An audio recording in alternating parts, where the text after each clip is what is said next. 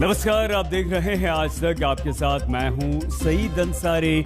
स्वागत है आपका। रात के 10 बज रहे हैं। आप आज तक पर देख रहे हैं 10 तक। हजारों वर्ष पहले द्वापर युग का महाभारत काल याद कीजिए। द्रौपदी को दांव पर पांडव लगाते हैं। कौरवों की सभा में द्रौपदी का अपमान पुरुषों के बीच होता है। चीरहरण किया जाता है। द्रौपदी के अपमान पर कौरव हंसते हैं, पांडव सर झुकाए रहते हैं। धृतराष्ट्र, भीष्म पितामह, द्रोणाचार्य समेत सभी वरिष्ठ मौन धारण कर लेते हैं। अब कलियुग है जहां नारी के सम्मान में नारे राजनीतिक दल गढ़ते हैं, लेकिन कर्नाटक की विधानसभा से लेकर उत्तर प्रदेश से लोकसभा सांसद तक खुलेआम महिलाओं का बेशर्मी से अपमान करते हैं।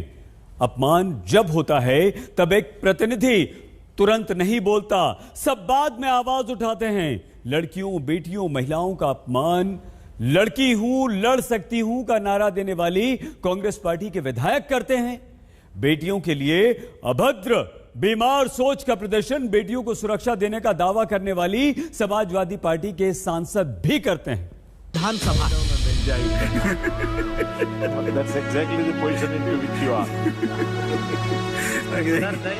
जहां कांग्रेस विधायक ने भरी विधानसभा के भीतर महिलाओं के प्रति अपमानित, घृणित, शर्मनाक सोच उगल दी।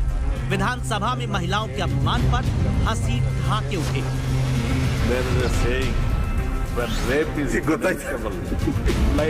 ऐसे ही हमारे देश में महिलाओं के प्रति राजनेताओं की सोच निरंतर नीचे गिरती जा रही। आंखें बंद कर लेते हैं बड़े जिम्मेदार लोग। तभी तो सांसद शफीकुर रहमान बर्क और सांसद एसटी हसन जैसे लोग संसद की शोभा बढ़ाते हैं, बेटियों का अपमान अपनी जुबान से करते हैं। डिले होने से दो नुकसान है। एक तो इनफर्टिलिटी का चांस है, औलाद नहीं होती, और दूसरा आपके औलाद उस एज में हो रही है जब आप बुढ़ापे में आ गए। जिन्हें बेटियों की शादी की न्यूनतम उम्र 18 वर्ष से बढ़ाकर 21 वर्ष करना मंजूर नहीं। मंजूर है तो शर्मनाक सोच का प्रदर्शन करना।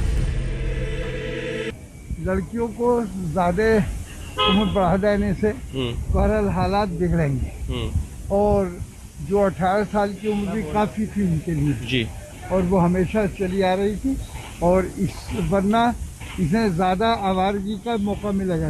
बच्चे जब नेट देखते हैं, गंदी तस्वीरें, गंदी फिल्में देखते हैं, तो उनका भी हार्मोनल लेवल बहुत बढ़ जाता है। इसकी वजह से आवारगी बढ़ती है, क्राइम्स बढ़ जाते हैं। फिर क्या फर्क है संसद और विधानसभा में बैठ। ऐसे ही हंसती दिखी कर्नाटक की विधानसभा, जहां रमेश कुमार, कांग्रेस के विधायक, महिलाओं का अपमान करते हुए बोले और एक्शन लेने की बजाय हंसते रहे कर्नाटक विधानसभा के अध्यक्ष विश्वेश्वर हेगड़े कागेरी।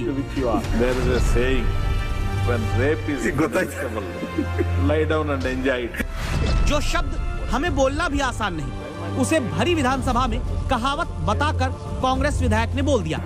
उसी सदन के भीतर स्पीकर की कुर्सी के पास महिला अधिकारी बैठी रही। संसद में महिला विधायक रही होंगी, लेकिन किसी ने महिलाओं के होते अपमान पर विरोध नहीं किया।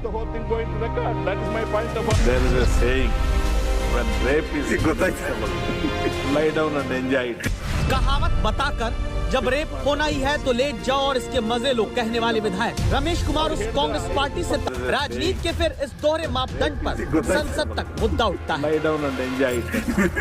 इसके एक नेता ने एक शर्मनाक बयान दिया है। महिला और बलात्कार के वक्त महिला को बलात्कार किस प्रकार से उसमें आनंद लेना चाहिए, ये ओछी सोच कांग्रेस पार्टी के एक नेता की इस प्रश्न को हम सबके सामने प्रस्तुत करती है कि कांग्रेस का वो नेतृत्व जो बार बार उत्तर प्रदेश में ये दुहाई देता है कि मैं लड़की हूँ, लड़ सकती हूँ, अगर इतनी हिम्मत है तो पहले इस नेता को अपनी पार्टी से निष्कासित करो। मुझे शर्म आती है कि ऐसे लोग, ऐसे सोच के लोग पार्लियामेंट में या असेंबली में बैठे हुए हैं।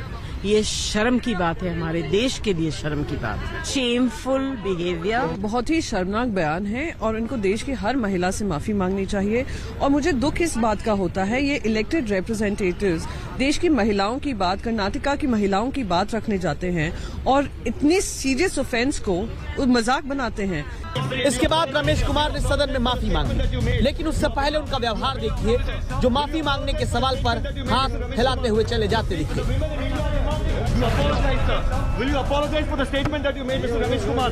The women in India are demanding. बाद में सदन में माफी अपने बयान पर कांग्रेस विधायक ने मांगी, लेकिन पत्रकारों के सवाल पर उनका गुस्सा कुछ और कहानी कहता है। Whatever needs to be said, I have spoken on the floor of the house. I will not react to any of it. I said I will not react. ये झल्लाहट बताती है कि माफी मांगने और अपनी गलती महसूस करने में फर्क है। और इस फर्क से भी दूर खड़े हैं समाजवादी पार्टी के सांसद शफीकुर रहमान बर्क, जिन्हें लगता है कि बेटियों की शादी की उम्र 18 से बढ़ाकर 21 साल करने का कानून बनाना ही क्यों, जिन पर कार्रवाई की जगह बचाव होता है। जिम्मेदारी इसकी माँ बापों की पालने की है, परवरिश करने की है, पढ़ाने की है। उन्होंने जहाँ तक भी 18 साल से तक जितना पढ़ा देंगे वो बाकी अपना आगे पढ़ना चाहती है ससुराल में जाकर पढ़े, अपना पढ़ना चाहती है, अपना मुस्तकबिल बनाना चाहती है, तो फिर उनके हो जाएंगे तो उन्हें पढ़ाएंगे। महिलाएं कैसे बच्चा पैदा करने के लिए है? महिलाएं से बच्चा पैदा करने के लिए नहीं, मतलब ये है कि जब जाएंगी तो हम बच्चे भी पैदा होंगे उनके।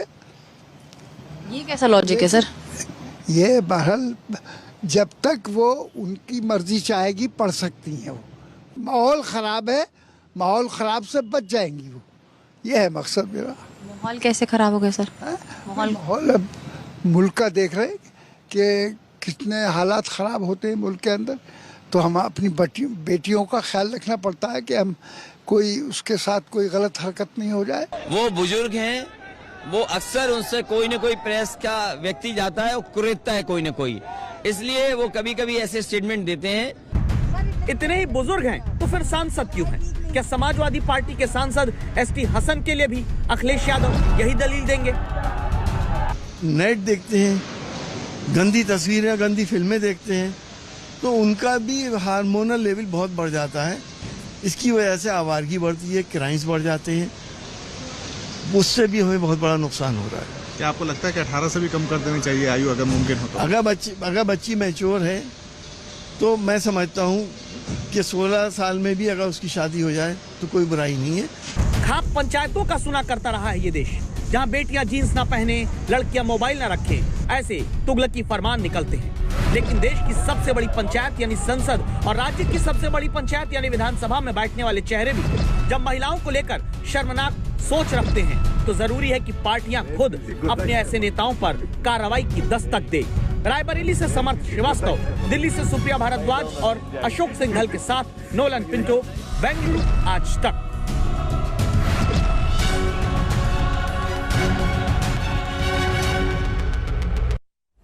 कर्नाटक विधानसभा में विधायक रमेश कुमार, जो कि कांग्रेस के विधायक हैं, जब उन्होंने ये बात कही तो उसी विधानसभा में मौजूद कांग्रेस की 2 महिला विधायकों ने इसका विरोध भी किया। उधर बर्क साहब लड़कियों को लेकर ऊल जलूल बातें करते हैं, तो असदुद्दीन ओवैसी इस पर क्या कहते हैं, देखिए। इसमें बात स्टेट ऐसे भी है जहां पर 14 साल में शादी की जाती गई, और आप यूके और कनाडा जाइए 16 साल की उम्र में शादी की इजाजत है। न्यूजीलैंड में 16 और 19 के दरमियान में रहे तो अगर माँ बाप इजाजत देते हैं तो शादी होगी। तो वहां पर इन तमाम कंट्रीज ने महिलाओं को इतना उनका ह्यूमन डेवलपमेंट इंप्रूव किया, तो उनको इख्तियार है अपने चॉइस को इस्तेमाल करने का। और अभी जो पार्लियामेंट में जो डेटा प्रोटेक्शन का बिल लाया जाएगा, उसमें सरकार कह रही है कि अगर कोई 18 साल का होगा तो अपना डेटा शेयर कर सकता है। अरे भाई, डेटा शेयर कर सकते, अपना पार्टनर चूज नहीं कर सकते, तो क्या लॉजिक है ये बिल्कुल, इससे कोई फायदा नहीं होगा। हर चीज को मोदी सरकार क्रिमिनल लॉ से देखती है। यस, हमारे सोसाइटी अगर सत्ता मिल जाए तो पंजाब उत्तराखंड में आम आदमी पार्टी महिलाओं को हर महीने 1000 रुपए देगी। टीएमसी गोवा में महिलाओं को 5000 रुपए हर महीने देगी। लेकिन जहां सत्ता मिली हुई है वहां महिलाओं के लिए यही कोशिश क्यों नहीं? क्या महिला सशक्तिकरण भी होगा तो राजनीति के हिसाब से शर्तें लागू करके? आम आदमी पार्टी की पंजाब में सरकार बनेगी। पंजाब की हर महिला को 18 साल से ऊपर की हर महिला को हर महीने 1,000 रुपए उसके अकाउंट में हम डलवाया करेंगे। हर महिला को 18 साल से ऊपर की हर महिला को, 18 साल से ऊपर की हर बेटी को, हर बहन को, हर माँ को हर महीने 1,000 रुपए उनके अकाउंट में जमा कराए जाएंगे। पंजाब और उत्तराखंड में चुनाव है तो महिलाओं का सशक्तिकरण 1,000 रुपए प्रति महीने देकर होगा। सरकार बन गई तो इसीलिए 27 साल की दिल्ली की वोटर और अपना घर चलाने की जिम्मेदारी उठाने वाली बेटी का सवाल है। वो बेटी जो दिन भर पहले काम करती है, फिर ट्यूशन पढ़ाती है, 9,000 रुपए किसी तरह महीने के मिल पाते हैं। घर में 3 महिलाएं हैं। गुलफशा जैसी बेटियां दिल्ली की पूछती हैं। चुनाव जीतने पर पंजाब उत्तराखंड में हर महिला को 1,000 रुपए देने का ऐलान करने वाली पार्टी दिल्ली में सरकार होते हुए भी ये योजना महिलाओं के लिए क्यों नहीं शुरू करती? ये तो होना चाहिए। तो पहले दिल्ली में स्टार्ट, आप ऑलरेडी कहीं पर हो, सीएम हो कहीं के, वहां पर आपने ये स्कीम स्टार्ट नहीं करी, लेकिन जहाँ पे वोटिंग हो रही है वहां पर स्टार्ट करी ताकि आपके वोटर्स बढ़े। ये चीज नहीं होनी चाहिए। शुरुआत घर से होनी चाहिए। पहले आपने अपने स्टेट में तो आपने किसी की हेल्प करी नहीं, और आप कहीं पर वोटिंग होने वाली, वहां पर सरकार बनने वाली, आप वहां जाके कर रहे हो, तो ये गलत है। स्टार्टिंग आपको यहीं से, दिल्ली से करनी चाहिए थी। दूसरे के बैग सुरक्षित रहे इसलिए चेन का हुक बनाने का काम करने वाली ये अंजू है। घर चलाने वाली अकेली यही है। महीने के 7,000 रुपए कमा पाती हैं। इनसे पूछा गया पंजाब उत्तराखंड की महिलाओं को चुनाव जीतने पर आम आदमी पार्टी 1,000 रुपए महीना देगी। दिल्ली की वोटर होकर आप क्या कहेंगी? ये गलत है ना, दिल्ली के लिए नहीं करा तो दिल्ली के लिए भी तो करना चाहिए। दिल्ली से भी तो वोट मिलते हैं ना, उनको मिलते हैं ना दिल्ली से भी। अगली दफा दिल्ली से तो जीते थे वो, सबसे पहले दिल्ली से। हाँ, दिल्ली से तो जीते थे। अगर हम वोट नहीं देते तो कहाँ से जीतते वो? यहाँ लागू करना चाहिए, दिल्ली में करो लागू पहले। कहते हैं राजनीतिक पार्टियां और राजनेता गिफ्ट्स का पिटारा तभी खोलते हैं जब उन्हें रिटर्न गिफ्ट्स की उम्मीद नजर आती है। संभवतः पंजाब और उत्तराखंड में आम आदमी पार्टी को ऐसी ही उम्मीद नजर आ रही है, जिसकी वजह से वो महिलाओं को प्रतिमाह 1,000 रुपए भत्ता देने का चुनावी वादा कर रही है। लेकिन विपक्षी पार्टियां ये सवाल उठा रही हैं कि दिल्ली की महिला वोटर्स के लिए ऐसे स्कीम्स क्यों नहीं चलाए जा रहे हैं। दिल्ली के अंदर 90 लाख महिलाएं रहती हैं। आपने उनके लिए क्या किया? उनको आपने क्या दिया है? और आपकी दिल्ली में 7 साल से सरकार है। अरविंद जी, आपने महिलाओं की बात फिर छेड़ी तो पूछना चाहूंगी कि दिल्ली की महिलाओं ने आपका क्या किया है? यहाँ की भी तो माँ बेटियों को 1,000 रुपए दे दीजिए ना, या अगले चुनाव की वेट करनी पड़ेगी? देंगे, जरूर देंगे। कब देंगे? जरूर देंगे, चिंता मत कीजिए, पेशेंस रखिए, सब अच्छे काम होंगे। तुम मुझे वोट दो, मैं महिलाओं को 1,000 रुपए महीना दूंगा वाली स्कीम दिल्ली में वोट लेकर पहले क्यों नहीं शुरू होती, जिसकी जरूरत दिल्ली की मंजू को भी है। मंजू जो कॉन्ट्रैक्ट पर काम करती हैं, घर चलाना बहुत मुश्किल है बताते हुए इनकी आंखें भर आती हैं। कैमरा रोक देने को कहती हैं, फिर हिम्मत करके बोलती हैं। अपने राज्यों में पहले लागू करना चाहिए, क्योंकि यहाँ से स्टार्ट होगा तभी तो पता चलेगा कि आपके वोटर कितने हो रहे हैं, तभी आप उसका आंकड़ा वहाँ दूसरी जगह पे लगा सकते हैं। अच्छा, वो सर्टिफिकेट के हाँ जी, दिखा सकते हैं। हाँ जी, रिपोर्ट कार्ड के तौर हाँ, रिपोर्ट कार्ड के कि हाँ ये देखो ये जगह पे ऐसे चल रहा है, यहाँ पे ये स्कीम इतनी अच्छी चल रही है। स्कीम चलाकर उसका फायदा हालांकि ममता बनर्जी देख चुकी है। बंगाल के चुनाव में वादा किया था, जीते तो महिलाओं को पैसा देंगे, महिलाओं का बम्पर वोट मिला। अब पश्चिम बंगाल के सफल प्रयोग को गोवा में दोहराने चली है। गोवा में टीएमसी ने सत्ता में आने पर हर महिला को 5,000 रुपए महीना देने के लिए गृह लक्ष्मी योजना का वादा किया। The female head of household will get a cash transfer of 5,000 rupees a month into her bank account. अब ऐसे वादों की हकीकत समझते हैं। गोवा में जीतने पर गृह लक्ष्मी योजना का वादा करती टीएमसी ने पश्चिम बंगाल में लक्ष्मी भंडार योजना चला रखी है। गोवा में सत्ता में आने पर हर महीने 5,000 रुपए महिलाओं का देने का वादा करने वाली टीएमसी बंगाल में जीत के बाद महिलाओं को सिर्फ 500 रुपए महीना देने की योजना चला रही है। वो योजना भी आधी अधूरी। वर्धमान जिले की नबीदा को लगता था वादों को गूंथकर जो सत्ता की रोटी पार्टियों को मिलती है, लक्ष्मी भंडार योजना का फायदा जनता भी पाएगी। लेकिन फॉर्म भरने के बाद सिर्फ दौड़ रही हैं, बैंक से घर, घर से बैंक। 4 महीने हो गया, मैंने एक पैसा नहीं मिला। क्या प्रॉब्लम क्या हो रहा है, कुछ पता है? वो जो बोल रहा है, जो काटे बजे बैंक के जाओ, उन्हें खड़ा रहो, हाथ का आधार कार्ड में लिंक नहीं, आधार कार्ड ले गया, तब कुछ नहीं मिलता। पश्चिम बंगाल के मालदा जिले में ये श्यामली दत्ता है। दावा करती हैं कि इनके जैसे काफी लोग हैं जिन्हें वादे करके सत्ता की कुर्सी पाने वाली चाय तो पार्टियां बना लेती हैं, लेकिन वोटर को वादे के नाम पर या तो इस्तेमाल चाय की पत्ती की तरह छान देती हैं या फिर दौड़ाती हैं। श्यामली दत्ता ने भी महीने के 500 रुपए पाने वाली योजना में रजिस्ट्रेशन कराया, पैसा अब तक नहीं आया। इसीलिए अब सीधा सा सवाल है, क्या चुनाव जीतने के लिए लुभावने वादे जनता से किए जाते हैं जिन्हें पूरा करने में फिर कीमत जनता ही चुकाती है? अगर नहीं तो फिर पंजाब उत्तराखंड की महिलाओं को जीत जाने पर 1000 रुपए देने का वादा करने वाली आम आदमी पार्टी दिल्ली में क्यों नहीं महिलाओं के लिए यही स्कीम शुरू कर देती? अगर गोवा की महिलाओं को 5000 रुपए महंगाई से लड़ने और घर चलाने के लिए टीएमसी देना चाहती है, तो फिर बंगाल में जहां पहले से सरकार है वहां महिलाओं को सिर्फ 500 रुपए क्यों? वर्धमान से सुजाता मेहरा और कोलकाता से इंद्रजीत कुंडू के साथ अमित भारद्वाज, दिल्ली आज तक।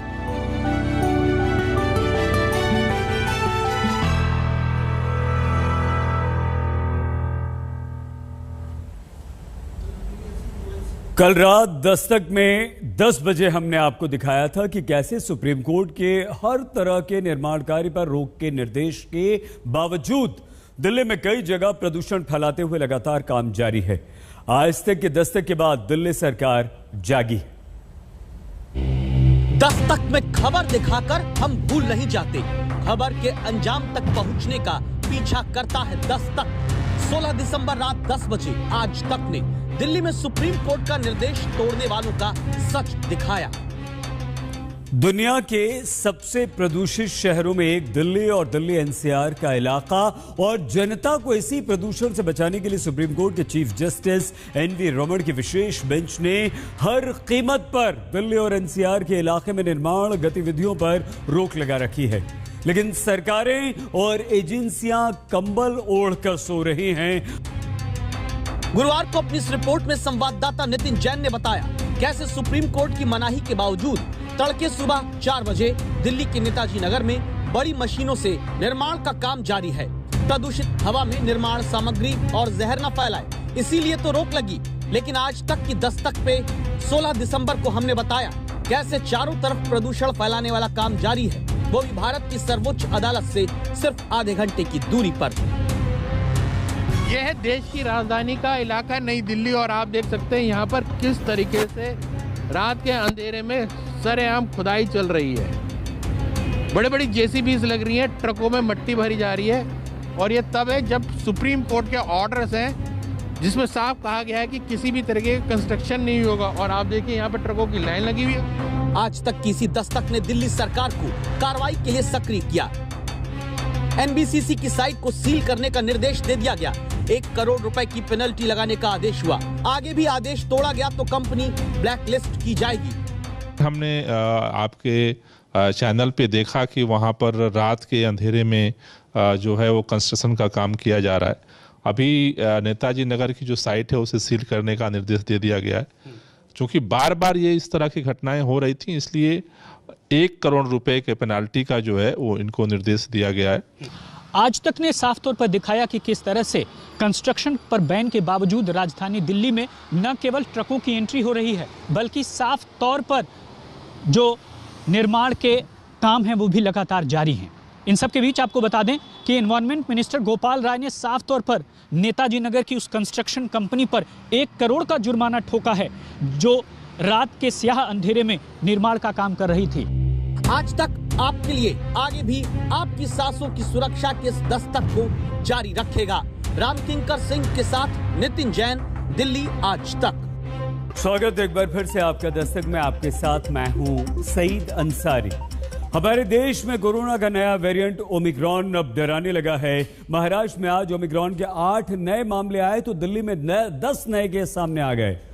ओमिक्रॉन जिस रफ्तार से बढ़ रहा है उसने सरकार की चिंता भी बढ़ा दी है। स्वास्थ्य मंत्रालय ने आज देश को यह चेतावनी दी है कि अगर ब्रिटेन की तरह हमारे देश में भी कोरोना का विस्फोट हुआ तो हर दिन 14 लाख केस हमारे देश में सामने आ सकते हैं। मतलब यह हुआ कि जनवरी फरवरी में अगर ओमिक्रॉन बेकाबू हुआ तो दूसरी लहर से भी बड़ा संकट हमारे देश पर आ सकता है।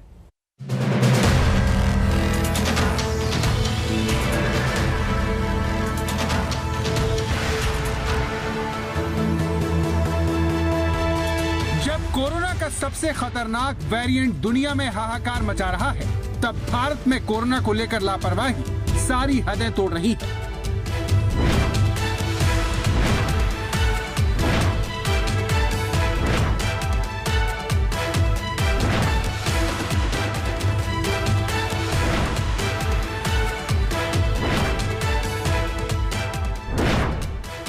सुबह से शाम हो जाते लगाए दिल करता है थोड़ी देर हटा ले। जब लोगों को मास्क उलझन लगने लगा है, तब ओमिक्रॉन के तेज शतक से एक्सपर्ट भी घबरा गए हैं। भैया आपने तो मास्क सही से पहना नहीं है। और मैडम कितना पहनो तो घबराहट होने लगती है। डर लगता है कोरोना वायरस से। लोगों को भले ही कोरोना से डर लगता हो, लेकिन दिल्ली एनसीआर में सफर के लिए जाता मुसाफिर हो, सवारी का इंतजार करता ऑटो ड्राइवर हो, ऑफिस जाता कर्मचारी हो या फुटपाथ पर बैठे लोग, सबके चेहरे से मास्क आपको गायब दिखेगा। कोरोना की तीसरी लहर से लापरवाह लोग न मास्क पहनने को तैयार हैं और न ही उन्हें सोशल डिस्टेंसिंग की फिक्र है। कोरोना से लड़ने के हर नियम की देश भर में धज्जियां उड़ाई जा रही हैं। मास्क न पहनने के नए नए बहाने खोजे जा रहे हैं। भैया जी मास्क क्यों नहीं पहनते? जी मैडम, मैं अभी पेट्रोल लेना आया था, मास्क में दुकान छोड़ गया अपनी। कोरोना वायरस खत्म हो गया क्या? नहीं, ऐसा कुछ भी नहीं है। बाकी अभी चल रहा है इसका मामला, ठीक है। इसके विषय में बाद में बात करेंगे, ठीक है। जिस कोरोना के बारे में ये भाई साहब और न जाने इन जैसे कितने लोग बाद में बात करना चाहते हैं, उस कोरोना का नया वेरिएंट ओमिक्रॉन देश में सेंचुरी लगाकर खतरनाक हो चुका है। भारत में ओमिक्रॉन के कुल मामले बढ़कर 109 हो गए हैं। दिल्ली में 10 नए केस मिलने से राजधानी में ओमिक्रॉन का ग्राफ 22 अंक तक पहुंच गया। ओमिक्रॉन की तरह दिल्ली में कोरोना संक्रमण में भी तेजी देखी गई है। राजधानी में गुरुवार को कोरोना के 85 नए केस सामने आए। दिल्ली में कोरोना संक्रमण की दर भी बढ़कर 0.15% हो गई है, जो पिछले 5 महीनों में सबसे ज्यादा है। इससे पहले दिल्ली में 8 जुलाई को 93 नए केस आए थे, जबकि उस दिन संक्रमण दर 0.15% थी। तो आंकड़े बता रहे हैं कि दिल्ली में लापरवाही के साथ साथ कोरोना और उसका सबसे खतरनाक रूप ओमिक्रॉन भी पैर पसार रहा है। फिर भी लोग मास्क को लेकर गंभीर नहीं है। मास्क उतार रखा है, नहीं आप बात कर सकते हैं मुझसे, कोई बात नहीं। जी बताइए। मैं पूछ रही थी आपको क्या लगता है कितना जरूरी है सर मास्क पहनना? बहुत जरूरी है मैम। अच्छा, लास्ट कोविड से भी अगर अभी लोगों ने नहीं सीखा तो फिर क्या फायदा? लेकिन सर आपने तो पहना ही नहीं है तो थोड़ी। I am just going for juice, तो मैंने अभी उतारा जस्ट। अभी उतारा है, जेब में रखा है, गाड़ी में भूल गया, ऐसे न जाने कितने बहाने मास्क को लेकर बनाए जा रहे हैं। लेकिन लोगों का ये रवैया देश को कितने बड़े खतरे में डाल सकता है, इसे समझने के लिए आंकड़ा देखिए। Institute of health matrix and evolution का डेटा कहता है कि सार्वजनिक स्थानों पर मास्क पहनने के स्तर में गिरावट आई है और ये मार्च के स्तर तक पहुंच गया है। इस समय देश में सिर्फ 59% लोग ही मास्क पहन रहे हैं, जो मार्च के स्तर जितना ही है। दूसरी लहर के बाद मास्क का इस्तेमाल बढ़ गया था, मई में 81% तक पहुंच गया। लेकिन केस कम होने के साथ साथ हिंदुस्तानियों ने मास्क का इस्तेमाल भी कम कर दिया। हम लगभग उसी पोजीशन पे आज पहुंच गए हैं जैसे कि ये जो सर्ज आई थी हमारी, उसके शुरुआत में थे, मार्च में, फरवरी में थे। हम उससे भी इनफैक्ट नीचे हैं अकॉर्डिंग टू दिस एस्टिमेट। तो इन अ वे हम एक डेंजर जोन में फिर आ गए हैं, technically speaking. From this point of view, from a protection capability, from the point of view of the protection capability, we are now operating at a low level, an unacceptable level, and a risky level. ये आपके सामने दिखाई दे रहा है। ये जोखिम इसलिए भी ज्यादा है क्योंकि ओमिक्रॉन डेल्टा से भी ज्यादा संक्रामक है, तेजी से फैलता है, जिसे रोकने के लिए बूस्टर डोज का सहारा लिया जा रहा है। लेकिन ओमिक्रॉन वैक्सीन के सुरक्षा चक्र को भी भेदने में कामयाब हो जा रहा है। इसीलिए अमेरिका के राष्ट्रपति जो बाइडेन सर्दियों में ओमिक्रॉन से हालात खराब होने की चेतावनी दे रहे हैं। Due to the steps we've taken, Omicron has not yet spread as fast as it would have otherwise done, and that's happening in Europe. But it's here now, and it's spreading, and it's going to increase. For unvaccinated, we are looking at a winter of severe illness and death for unvaccinated. For themselves, their families, and the hospitals they'll soon overwhelm. Omicron कैसे अस्पतालों को भर रहा है, उसे इस आंकड़े से समझिए। 1 दिसंबर को ब्रिटेन में ओमिक्रॉन के 32 केस थे, जो महज 15 दिन में बढ़कर 11,708 हो गए। यानी सिर्फ 15 दिन में 350 गुना ज्यादा की बढ़ोतरी दर्ज हुई। गुरुवार को ब्रिटेन में कोरोना के 88,376 नए मामले मिले, यानी ब्रिटेन इस बात की मिसाल है कि कोरोना सर्दियों में किस कदर तबाही मचाने को बेकरार है। लेकिन अफसोस, भारत में अब भी लोग इसे खतरा मानने को तैयार नहीं है। Omicron is a very low intensity disease. So far I know, it does not give much of problem or a serious problem to the patients. They are very mild and not that much serious. अगर आप भी ऐसा मानते हैं तो जरा ठहरिए, क्योंकि Omicron से डरना क्यों जरूरी है, इस बारे में एक जरूरी बयान बहुत ध्यान से सुनिए, जो आपको इस खतरे की गंभीरता को अच्छे से समझा देगा। अगर जो केसेस कल यूके में हुए हैं 88,000 के करीब, 80,000 ले लीजिए, अगर हम उसको पॉपुलेशन के बेस पे लें तो ये 14 लाख केस होंगे भारत की पॉपुलेशन पे अगर हम उसको लगाएं। कहने का मतलब ये है, इसी प्रकार अगर हम फ्रांस में देखें, वहाँ 80% वैक्सीनेशन का पार्शियल कवरेज है कम से कम, तो 13 लाख उसी को ट्रांसलेट करें तो केसेस के बराबर हो जाता है, जो कि उनकी पॉपुलेशन के हिसाब से 65,000 पर डे। तो भारत में अगर लोगों ने सतर्कता नहीं बरती तो हर रोज 14 लाख केस देखने को मिल सकते हैं। ये आंकड़ा कोरोना की दूसरी लहर में रोज आने वाले 4 लाख मामलों से करीब 3.5 गुना ज्यादा है। सोचिए, जिस देश की स्वास्थ्य सेवाएं 4 लाख प्रतिदिन कोरोना के नए मामलों से पस्त हो गई थी, वो 14 लाख कोरोना के मरीजों का इलाज किस तरह करेगा। लेकिन देश की राजधानी दिल्ली में ही लोग इस खतरे से बेखबर हैं। मास्क नहीं पहनते, मास्क कोरोना से डर नहीं है? डर तो है। तो फिर मास्क क्यों नहीं पहनते? आपको बोलने की क्यों जरूरत है ये बात? अभी कुछ खाया था, उसके लिए थूकने के लिए मतलब निकाल दिए थे मास्क में लगा के हर कमरा। गाड़ियों को फोटो शूट करते हैं। हाँ। जिनके मास्क नहीं होते उनका 188 का चालान भेजा जाता आगे। आपको लगता है कि ये ओमिक्रॉन का जो डर है, इससे लोग मास्क पहन रहे हैं या वैसे ऐसे ढीला है? नहीं जी, अभी लोगों को डर खत्म हो चुका है। डर खत्म हो गया? हाँ जी, लोग मास्क नहीं पहनना चाहते। हाँ जी, लोग इसीलिए कहते हैं कि अब तो है ही, बीमारी है ही नहीं, इसलिए मास्क लोग बहुत ही कम लोग लगा रहे हैं अभी। दूसरी लहर में कोरोना ने तब हमला किया था जब हम उसे लेकर सबसे कम सचेत थे। त्योहारों और रैलियों की आपाधापी में मास्क चेहरे से गायब हो गया था और शारीरिक दूरी का नियम हवा हो गया था। अब जब ओमिक्रॉन से तीसरी लहर का खतरा गहराने लगा है, तब उम्मीद की जानी चाहिए कि देश ऐसी गलती दोबारा नहीं करेगा। दिल्ली से स्नेहा मुर्दानी के साथ आज तक ब्यूरो। तो मास्क ही सबसे बड़ी वैक्सीन है। अगर आप मास्क को लेकर लापरवाह हो गए हैं तो यह समय दोबारा कमर कस लेने का है। याद रखिए, कोरोना कितना भी खतरनाक हो जाए, मास्क की सुरक्षा को वो नहीं भेज सकता। इसे लेकर एक ताजा रिसर्च भी सामने आई है। ब्रिटिश मेडिकल जर्नल में छपी एक स्टडी के अनुसार कोरोना की लहर में लोगों के मास्क पहनने से संक्रमण 53% तक कम हो जाता है। कोरोना के विरुद्ध ये सोशल डिस्टेंसिंग और हाथ धोने से भी ज्यादा कारगर हथियार है। मास्क पहनने से न सिर्फ कोरोना कम फैलता है, बल्कि ये इस महामारी कोरोना से होने वाली मौत को भी काफी कम कर देता है। तो मास्क ही सबसे बड़ी वैक्सीन है। इसीलिए जल्द से जल्द वैक्सीन के आप दोनों डोज लगवाइए और प्लीज मास्क जरूर पहनिए।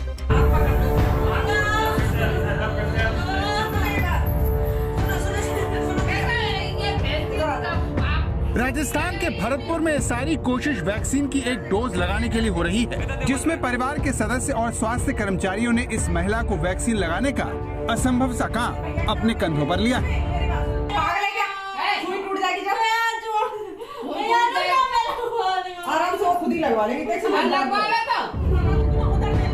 स्वास्थ्य कर्मी लगातार समझा रही है, लेकिन ये महिला सुई लगाने के लिए इनकार कर रही है। आखिरकार स्वास्थ्य कर्मी इस महिला को कोरोना का टीका लगाने में कामयाब रहती है।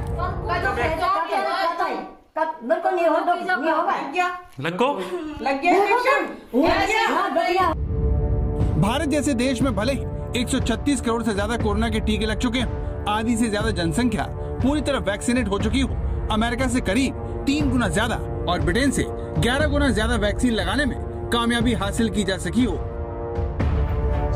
फिर भी एक बड़ा तबका ऐसा है जो दुनिया के सबसे बड़े वैक्सीनेशन प्रोग्राम की शुरुआत के 11 महीने बाद भी इस सुरक्षा से अछूता है।